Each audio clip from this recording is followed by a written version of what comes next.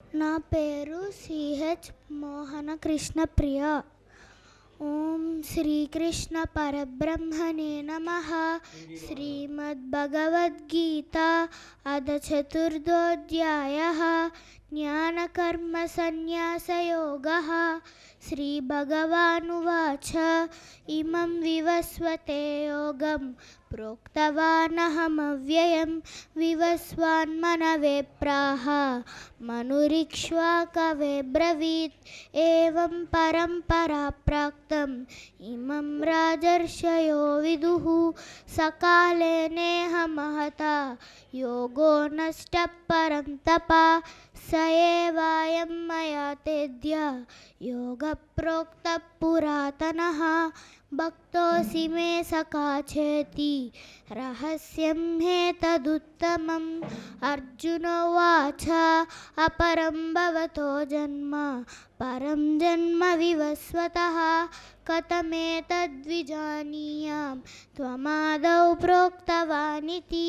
శ్రీభగవానువాచ బహూని మే వ్యతీతాని జన్మాని తవ చార్జున. తాన్యహం వేద సర్వాణి నత్వం వేద పరంతప.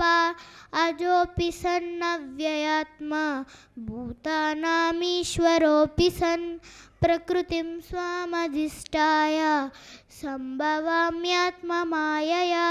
యదా యదా హి ధర్మస్య గ్లానిర్భవతి భారత.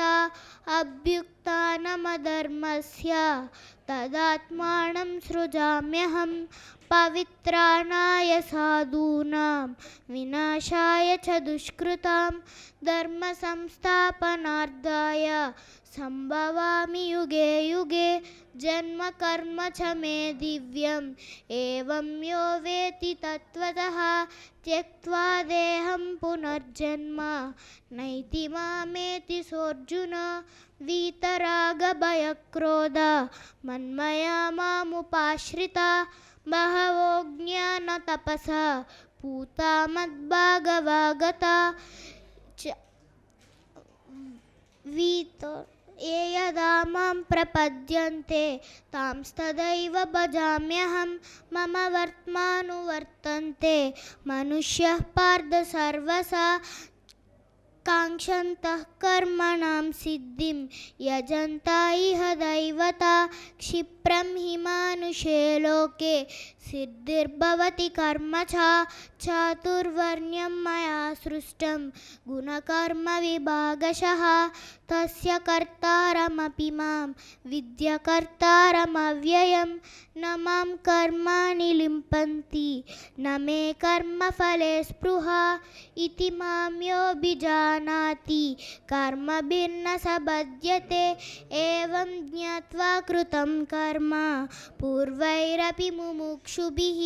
కురు కర్మవ తస్మాత్ త్వం పూర్వైః పూర్వతరం కృతం.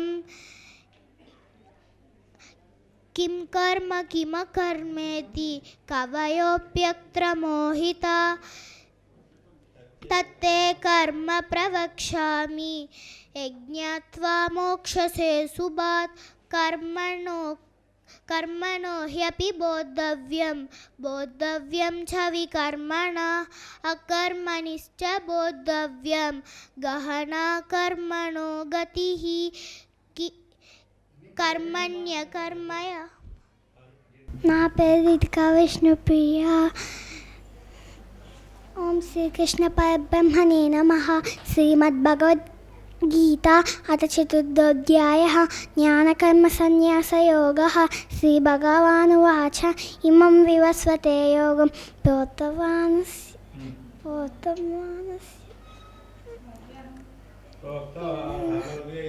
ఇవ స్వాన్మనవే ప్రాహ మనురిక్ష్వాకవే బ్రవీత్. ఏమం పరంపరా ప్రాప్తం ఏమం రాజర్షయో విదుః.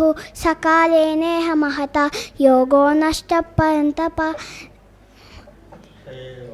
మయా దైత్య త్వం వేద పరం తపః.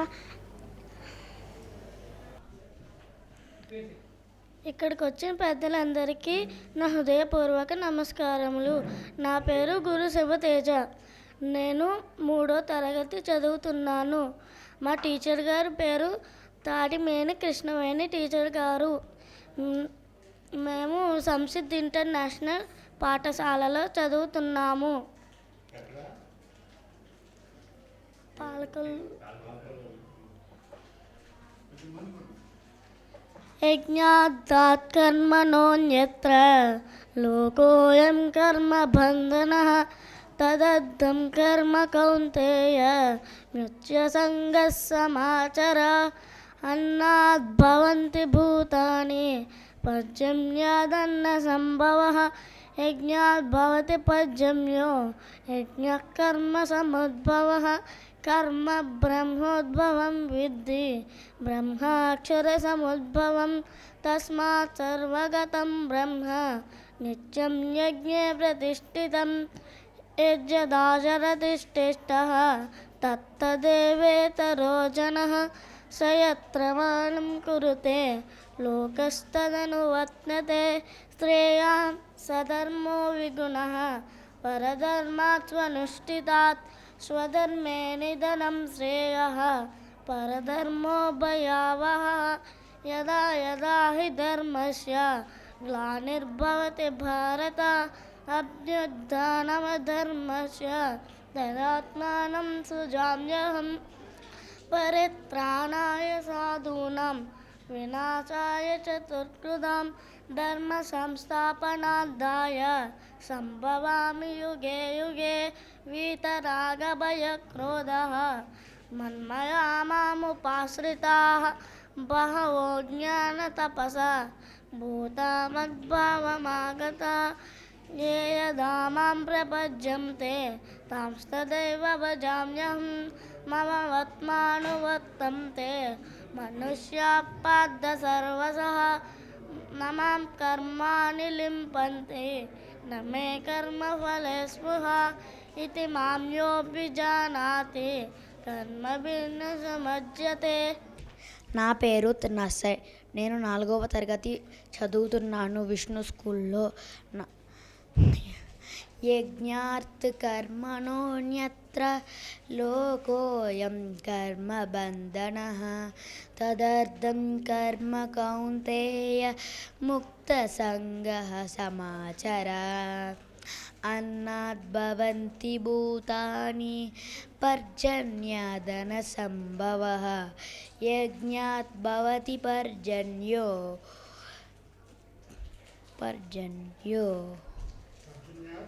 యజ్ఞః కర్మ సముద్భవః. కర్మ బ్రహ్మోద్భవం విద్ధి బ్రహ్మాక్షర సముద్భవం. తస్మాత్ సర్వగతం బ్రహ్మ నిత్యం యజ్ఞే ప్రతిష్ఠితం. యద్యదాచరతి శ్రేష్ఠః తత్తదేవేతరో జనః. స యత్ప్రమాణం కురుతే లోకస్తుదనువర్తతే. శ్రేయాన్ స్వధర్మో విగుణః పరధర్మాత్ స్వనుష్ఠితాత్. స్వధర్మే నిధనం శ్రేయః పరధర్మో భయావహః. యదా యదా హి ధర్మస్య గ్లానిర్భవతి భారత అభ్యుత్థానమధర్మస్య తదాత్మానం సృజామ్యహం. పరిత్రాణాయ సాధూనాం వినాశాయ చ దుష్కృతాం. ధర్మ సంస్థాపనార్థాయ సంభవామి యుగే యుగే. వీతరాగభయక్రోధాః మన్మయా మాముపాశ్రితాః బహవో జ్ఞానతపసా పూతమద్భావమాగతాః. ఏ యదా మాం ప్రపద్యంతే తాంస్తదైవ భజామ్యహం. మమ వర్త్మానువర్తంతే మనుష్యాः పార్థ సర్వశः. న మాం కర్మాణి లిప్పంతి న మే కర్మఫలే స్పృహా. ఇతి మాం యోభిజానాతి కర్మభిః న సబధ్యతే. ధన్యవాదములు. ఎల్ జీవన్ దత్త. నా పేరు ఎల్ జీవన్ దత్త. నేను 4వ తరగతి చదువుతున్నాను. నేను ఇప్పుడు భగవద్గీత చెప్పబోతున్నాను. యజ్ఞాత్ కర్మణో నత్ర లోకోయం కర్మ బంధనః తదర్థం కర్మ కౌంతేయ ముక్తసంగః సమాచర. అన్నాద్ భవంతి భూతాని పర్జన్యాదన్న సంభవః. యజ్ఞాత్ భవతి పర్జన్యో యజ్ఞః కర్మ సముద్భవః. కర్మ బ్రహ్మోద్భవం విద్ధి బ్రహ్మాక్షర సముద్భవం. తస్మాత్ సర్వగతం బ్రహ్మ నిత్యం యజ్ఞే ప్రతిష్ఠితాం. యద్యదాచరతి శ్రేష్టః తద్దేవేతరో జనః. సయత్ప్రమాణం కురుతే లోకస్థధనువర్తతే.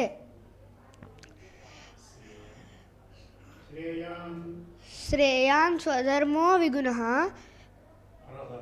పరధర్మాత్ స్వనిష్ఠితాత్. స్వధర్మే నిధనం శ్రేయః పరధర్మో భయావహ.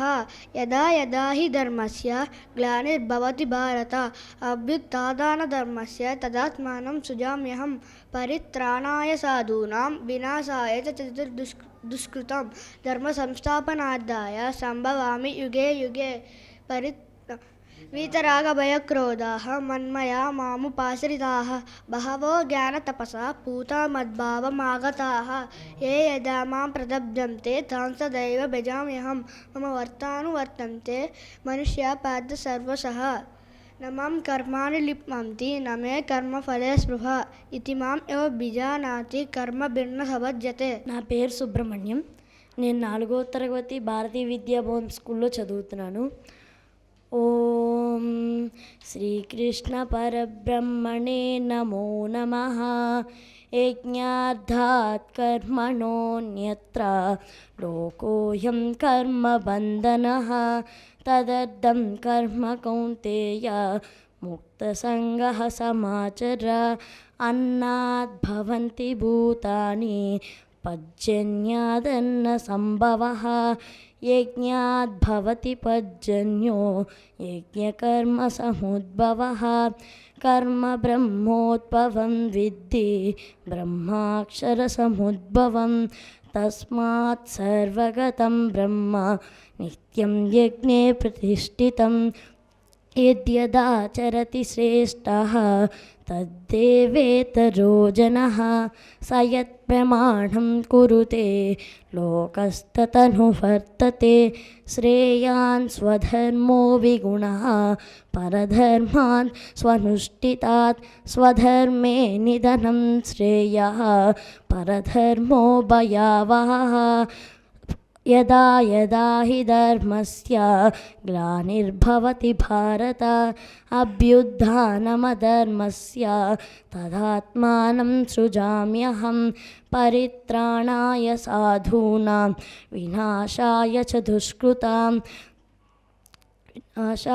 దుష్కృతాం ధర్మ సంస్థాపనార్థాయ సంభవామి యుగే యుగే. వితరాగభయక్రోధః మన్మయా మాముపాశ్రితః. బహవో జ్ఞానతపసా పూతమద్భవమాగతా. ఏ యదా మాం ప్రపద్యంతే తాం సదైవ భజామ్యహం. మమ వర్త్మానువర్తంతే మనుష్యః పార్థ సర్వశః. న మాం కర్మాణి లింపంతి న మే కర్మఫలే స్పృహో. ఇతి మాం యోపి జానాతి కర్మభిః న స బధ్యతే. ఏతత్ శ్రీకృష్ణార్పణమస్తు. రుద్విరామ్. శ్రీమద్భగవద్గీతా యజ్ఞాదాత్ కర్మణో నాత్ర లోకోయం కర్మబంధనః. తదర్థం కర్మ కౌంతేయ ముక్తసంగః సమాచర. అన్నాద్ భవంతి భూతాని పరధ్యాననదన్న సంభవః. యజ్ఞాద్ భవతి పరధ్యాననోయ యజ్ఞం కర్మ సముద్భవః.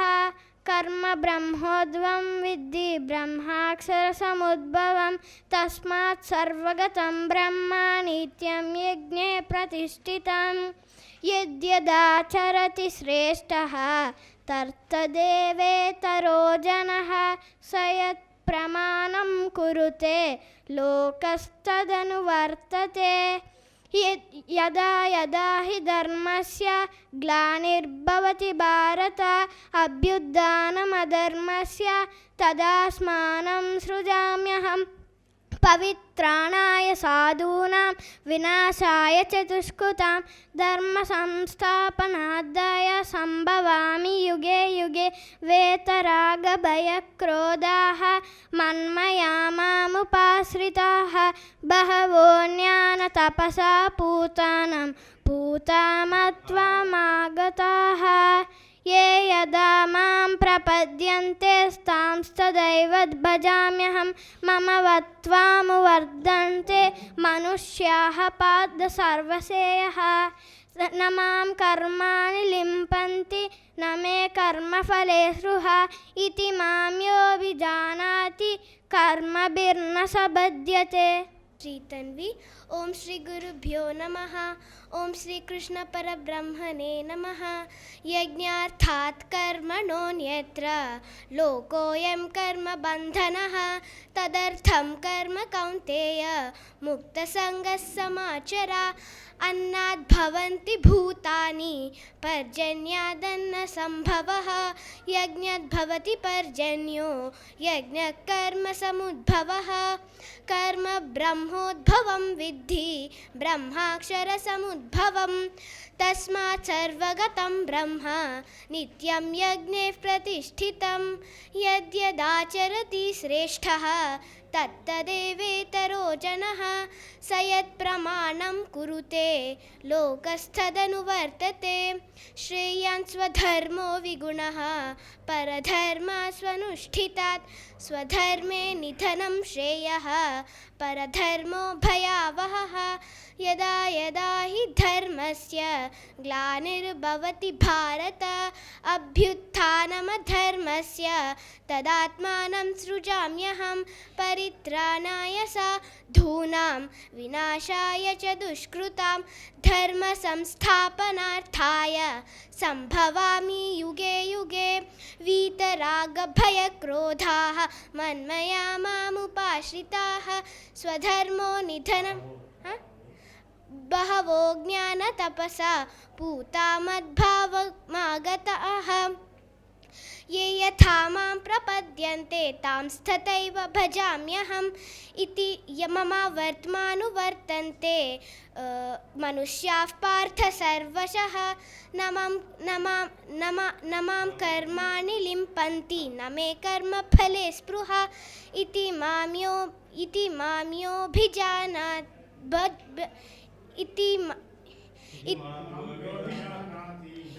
माम्योऽभिजानाति कर्म भिन्न स बध्यते. ఓం శ్రీకృష్ణార్పణమస్తు. అందరికీ నమస్కారం. నా పేరు హన్విత. నేను భగవద్గీత చెప్తున్నాను. యజ్ఞాదాత్ కర్మణో యత్ర లోకోయం కర్మ బంధనః తదర్థం కర్మ కౌంతేయ ముక్తసంగః సమాచరాః. అన్నాద్ భవంతి భూతాని పర్జన్యాదన్న సంభవః తదర్థం కర్మ కౌంతేయ ముక్తసంగః సమాచరాః. అన్నాద్ कर्म ब्रह्मोद्भवं विद्धि ब्रह्माक्षरसमुद्भवं तस्मात् सर्वगतं ब्रह्म नित्यं यत्ते प्रतिष्ठितं. यद्यदाचरति श्रेष्ठः तदेवेतरो जनः स यत्प्रमाणं कुरुते लोकस्थदनुवर्तते. यज्ञताच श्रेयान् स्वधर्मो विगुणः परधर्मास्वनुष्ठितात् स्वधर्मे विगुणं श्रेयः तदधर्मो भयावहः